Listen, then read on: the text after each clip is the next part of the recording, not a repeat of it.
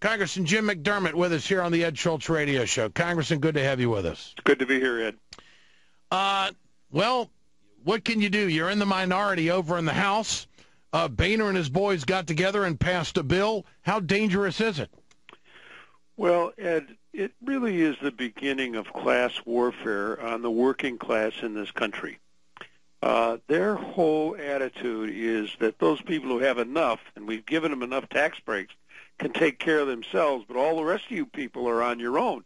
This whole idea of wiping out the Affordable Care Act, the health care bill that we put through in the last Congress, is really saying to the average working person, we don't care what happens to you. Rich people will be taken care of.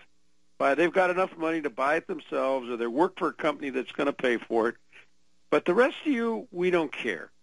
And we don't care about the children in this country, and we don't care about the working women or the people who need planning for birth control, those kinds of things. We just simply don't care. We don't care about clean water. We don't clean air. We don't believe that any of that makes any difference.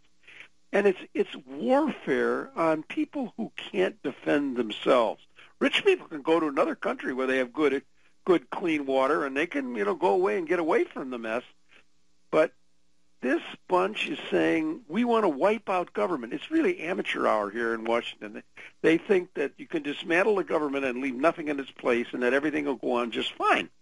They don't even understand what government does, and they're going to find out if they shut this government down. They're going to find out very quickly from the American people that's not a good idea, because government is something that people count on every day for all kinds of things. Let's take meat inspection. How would you like to have 500,000 pounds of tainted beef on the shelves of your local grocery store?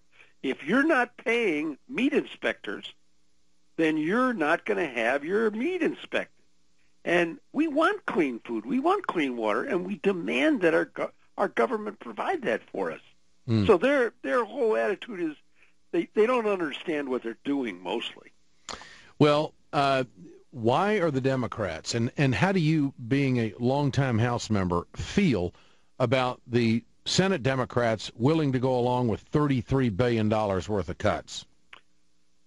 Well, Ed, I'm one of those who think that when you start backing up from bullies, you're going to back up the rest of your life. And there comes a point at which you have to stop and say, this is not fair to the American people, and we're not going to do that, and you're just going to have to come to deal with that. I find it very hard. I mean, I can compromise. I believe there are places in government where you can make cuts. Let's say you want to cut 10% out of something, out of some agency. You can cut 10% if you give me a year to do it. If you tell me I got to cut 10% in the next 20 minutes, then I'm going to have a terrible time. And this continuing resolution every 6 weeks, or every 2 weeks, or every 3 weeks, and trying to make those kinds of cuts in government mean that you're just going to disrupt things. People aren't thinking, who is going to pay your income tax refund? If you close down the government, you think the IRS is going to come in on their own time and sit around and not be paid and send you your refund? Forget it. That's when Americans are going to begin to find out when they go down to get a passport because they want to take a trip. Or there's a million ways in which people are going to find out that this simply is not the way to go about it. So is $33 billion, can $33 billion be compromised on when it comes back to the House? Is that something that is going to be a workable number, or does that go too far? I think it's way too far already, and the House is not going to accept $33 billion. I don't expect them for 1 minute. They'll want more. They believe that you can just cut money, just make a number on a piece of paper without any understanding of how that affects the society. And I frankly think that we're headed. I would not be surprised if their stupidity leads us to a shutdown. Well, if it does shut down, there's been a lot of calculation out there by economists that this is going to, for lack of a better term, butcher our recovery. Yes. That this is really going to turn tail on the economy and make things a hell of a lot tougher than the last shutdown because more people are depending on it. What do you think? That's absolutely true. You remember in 1995, the economy was on the rise. This was in the middle of a big boom during the Clinton administration, and shutting the government down for 3-4 days didn't seem to make much difference. But if you shut it down now, when people are expecting unemployment checks to be sent out, right? I mean, there's a whole lot of stuff that simply isn't going to happen, and it's mostly of the income scale. So the idea that you can close the government down and not have an impact is simply to understand that, or not to understand what what the government plays in people's lives. Pretty amazing stuff unfolding, and your insight, Congressman Jim McDermott here on the Ed Shultz Radio Show. Congressman, your insight on the way this is working with Boehner and the Tea Partiers. Is he, in a sense, being held hostage by them? Obviously this rally of 400 people, but, they do have representation there in the House who, as you say, they're not going to take $33 billion worth of cuts. They're going to want more.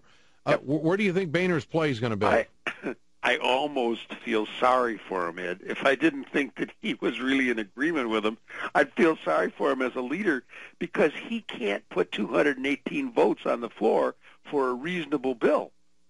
And they're going to keep demanding, and he can pass a bill out of here. I mean, he's got 200 and some odd people, 240 or so, but he cannot get a bill that will go through the Senate. So at some point, he's got to compromise to a reasonable level, and compromise has become a dirty word here. It's one of those words you're not supposed to say in public, is that you compromised. This bunch believes that it's my way or the highway, and Boehner's caught behind. He's got these guys behind him saying, "Don't you dare compromise! Don't you dare!" And it's impossible as a leader if you can't get your own people to see, look, we got this much. Now that's enough. We'll get more later, but we're not going to get it all today. And he's working with people who want to have it all happen today. I think the Democrats in the Senate are going to have a hard time explaining $33 billion to core Democrats, to the basers out there. They want to know what they're going to say. What the hell is this? Where is this going? I haven't seen what actually they've taken out, but the fact is that. To take it out in a short period of time. Let's talk about next year's budget. We're building towards September for the next fiscal year. We can do a lot of things in the next year if we take the time. But to do it and in 30 minutes simply is unreasonable. People don't plan their businesses that way. They don't plan their lives that way. And yet these guys are coming in saying, well, the government, we don't need the government. And the minute they start talking like that, you realize that they've lost sight of what makes this a civil society. And finally, I want to play John Boehner's soundbite from yesterday about how they've passed a bill 40 days ago and the Senate is sitting on it. Here it is. I want your response to this. The House has passed our bill, and it's been nearly 40 days. And yet we've seen nothing pass the United States Senate. It's time for Senate Democrats to act on a bill.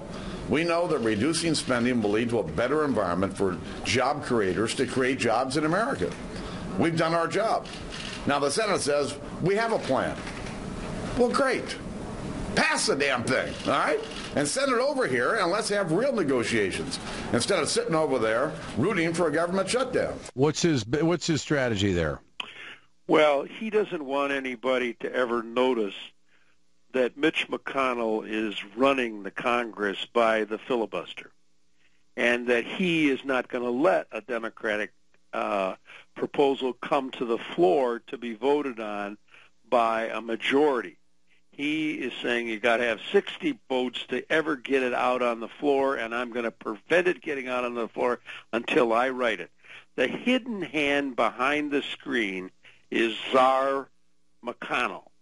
He is running this thing, and John Boehner doesn't want anybody to ever notice that Mitch McConnell is over there tying up the Senate continually with the filibuster. He's helping McConnell hide from the public while he's doing this dirty work. Interesting take.